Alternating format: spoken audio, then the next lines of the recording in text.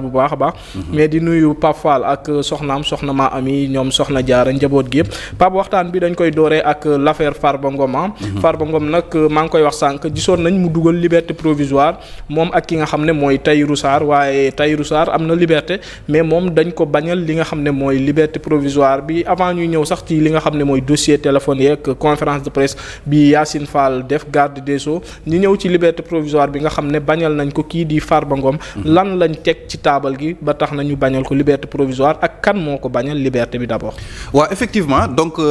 li am mooy Farba Ngom dafa naroon génn comme Tahirou Sarr. mais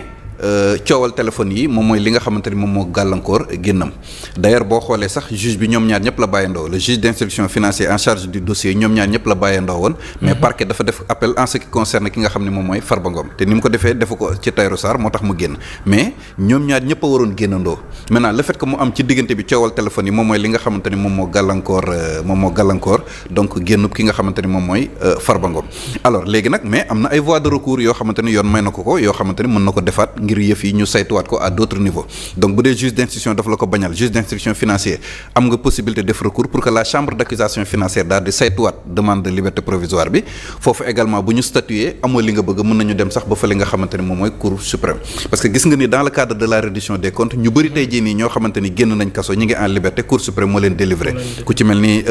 Lat Diop ak yeneen yoo xamante ne il aura fallu que ñu dem ba cour suprême pour que cour suprême tranché en leur faveur donc lii daal mooy li nga xamante ne mënees naa jàpp ni moom moo gàllankoor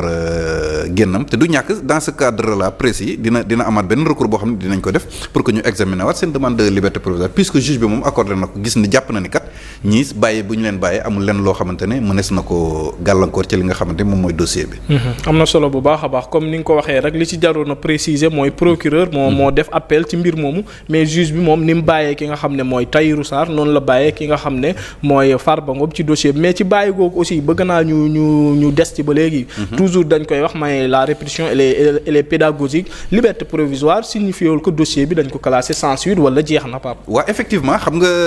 ñu bëri dañuy jàpp ni nit moom bu ñu ko mayee liberté provisoire rek daanaka jeex na seetal nañ ko alors que tekkiwul loolu. liberté provisoire comme son nom l'indique c'est provisoire maanaam bàyyim ndéggundiku la mais terewul enquête yi ak investigation judiciaire ak instruction bi day continuer. donc bu ñu demee ba ca càppandal ga nag après ci le juge d'instruction bi yor dossier bi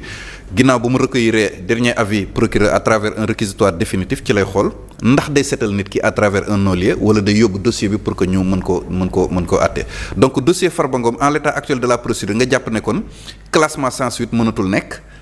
waaye tamit li nga xamante ne moom mooy non-lieu par exemple moo mën a ne parce que classement sans suite c'est du ressort ci côté procureur la bu ñu xasee ba yegg si fii loolu mënatul am li mën a am mooy renvoi en procès wala non-lieu pour que ñu xool mais effectivement liberté provisoire ne signifie pas liberté définitive ne signifie pas acquittement wala relax wala branchir nañ la li muy tekki mooy bàyyim ndëgg ni ko lañ la may et que saa yi ñu la soxlawaatee ci enquête bi dañ lay woo et que bu juge bi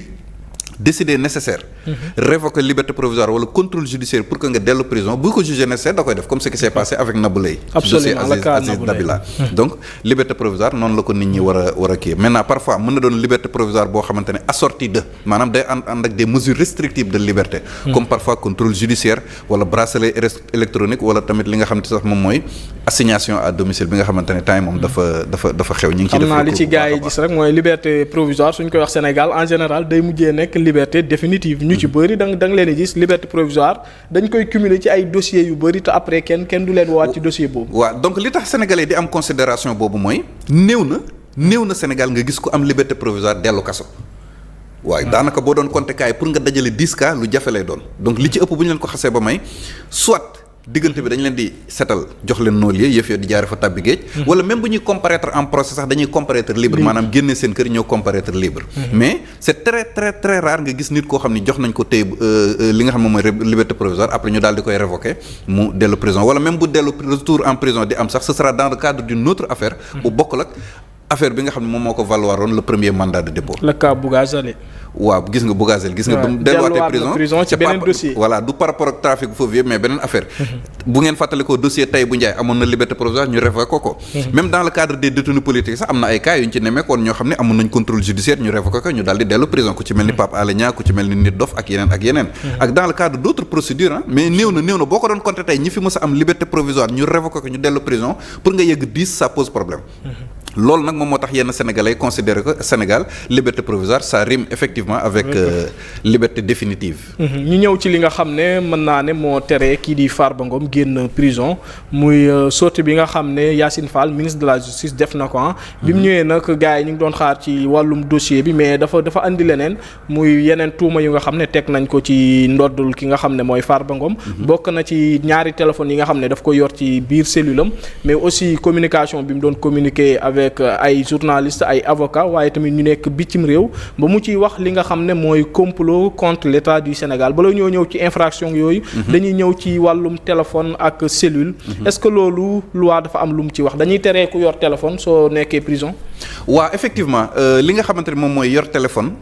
parce que la communication est réglementée au sein des établissements pénitentiaires. maanaam prison boo ci dem am na benn cabine téléphonique bu ñu fa installé.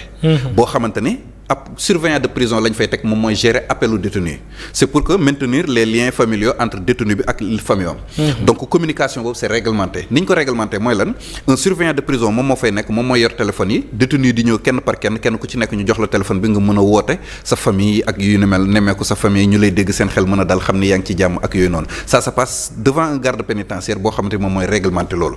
donc en dehors de cette communication réglementée.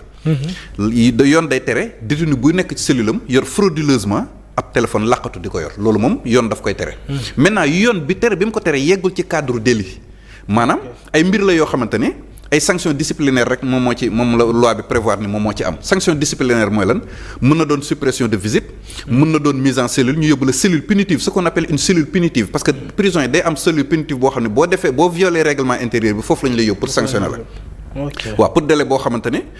8 jours la bu dee directeur prison bi la xam nga en fait lu jëm ci violer règlement intérieur directeur prison ba nga ko defee mën na laa teg sanction mais aussi loi bi permettre na en dehors du directeur le directeur général de l'administration pénitentiaire moom si boppam sax mu teg la sanction. waaw am na ci yoo xam ne 8 jours la bu dee bu directeur de l'administration pénitentiaire mën naa dem ba 1 mois donc effectivement certes la communication est réglementée au sein des prisons mais détention frauduleuse maanaam nga laqatu yor téléphone. de manière clandestine loolu moom loi bi da koy tere mais tere bi mu ko tere nag yeggul ci délit. donc kon lan nga ciy déggee nga déggee ci ne Farba Ngom n'a commis aucun délit. ci wàllum téléphone yi Farba Ngom n'a commis aucune infraction à la loi pénale il n'a commis aucun délit. man lii ma te spécialistes yi ma ci waxtaan yëpp lii lañ ma wax nee nañ daal maanaam sanction disciplinaire képp lañ ko mën a appliquer mais loi yi waxuñ ne délit la dañ la cee war a déférer dañ la cee war a placer waat sous mandat de dépôt. loolu moom spécialistes yëpp d'accord nañ ci wàllu googu noonu. man ba may commencer di topp di observer justice yaakaar naa ni mi nga bëgg a yàgg. mais Seydina Omar musumaa gis. détenu bu ñu jàppee téléphone cellule. daal di lay déférer wala placer waat la sous mandat de dépôt musuma koo gis. à chaque fois ay sanctions disciplinaires lañ la teg soit dañ lay yóbbu cellule wala ñu def suppression de pécule wala suppression de visite noonu la mës a demee donc musumaa gis détenu bu ñu déférer wala ñu placer waat ko sous mandat de dépôt parce que dañ ko bett ak téléphone ci cellule am. léegi nag je ne sais pas nag le fait de vouloir commencer ça par Farba Ngom ça risque de poser problème. parce que mais figure-toi que est-ce que xam nga ni bés bu yàlla sàkk tous les jours ñu jàpp détenu ak téléphone ci biir cellule. te loolu mësta jur coow Sénégal mësta indi benn loo xamante ne day waral nit ki ñu door ko DPAC mu doon détenu pour autre cause wala ñu déféré waat ko wala ñu mandat de dépôt waat ko ak yeneen mel nii la mësta demee à chaque fois sanction disciplinaire yi nga xam ne prévoir nañ ko ci képp koo xam ne violé nga règlement intérieur prison moom lañ daan teg ñooñu nga xamante ne ñoom ñooy détenu yi nga xamante ne def nañ ko.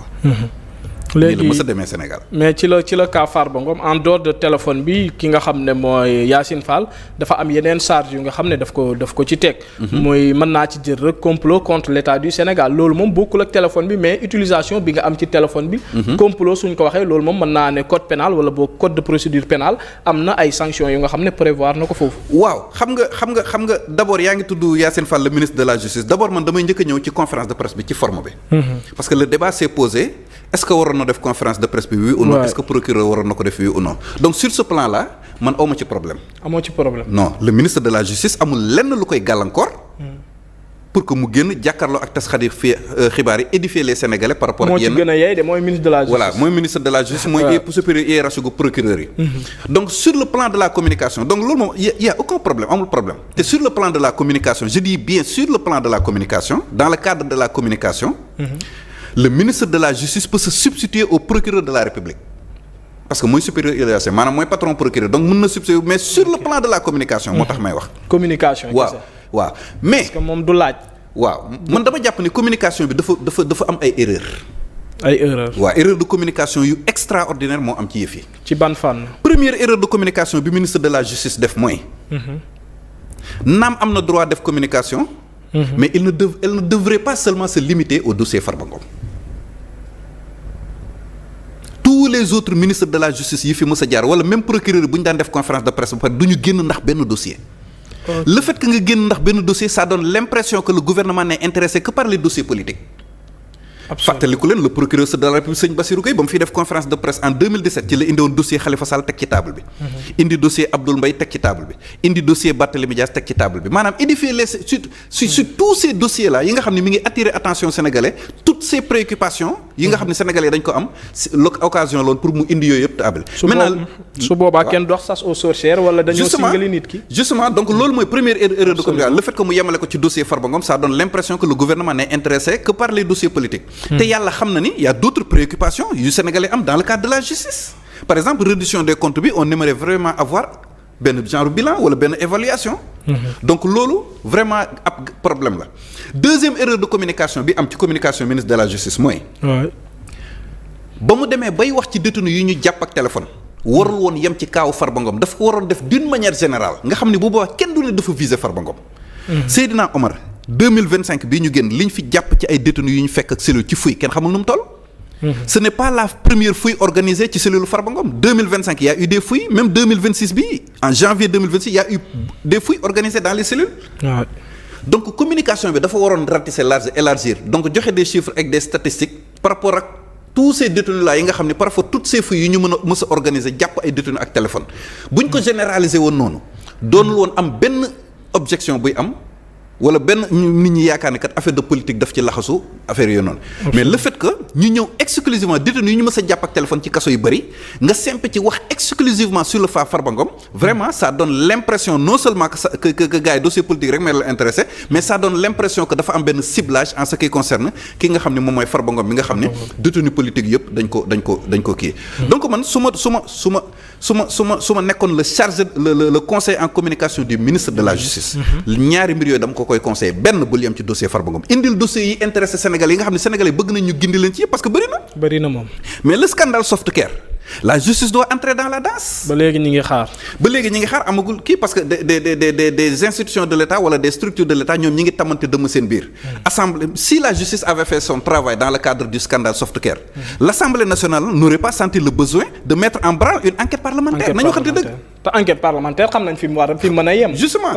donc bu justice defoon liggéeyam Assemblée nationale du sentir dugg ci yëf yi. donc loolu. parce que il est question de la santé publique des Sénégalais c'est des questions très sérieuses yoo xamante ne doon nañu xaar ñu wax ñu justice ban taxawaay la ci am scandale Softcare la réduction des comptes bilan bi fan la toll les résultats obtenus parce que am na résultats yu am solo ak liggéey bu am solo bu justice def ci réduction des comptes. c'était l'occasion ñu exposer ko Sénégalais yi donc tous ces dossiers là toutes ces préoccupations maanaam li ma bëgg wax ci gàttal mooy Sénégalais yi maanaam li ñu bëgg ñu leeral leen ko ci justice bi dafa bari le fait que nag communication bi ñu yemale ko ci dossier Farba Ngom ça pose problème à tout point de vue donc lii moom nekk na loo xamante ne ay fay la c'est dans le cadre de la communication du ministère de la justice. Et puis pour daaneel ci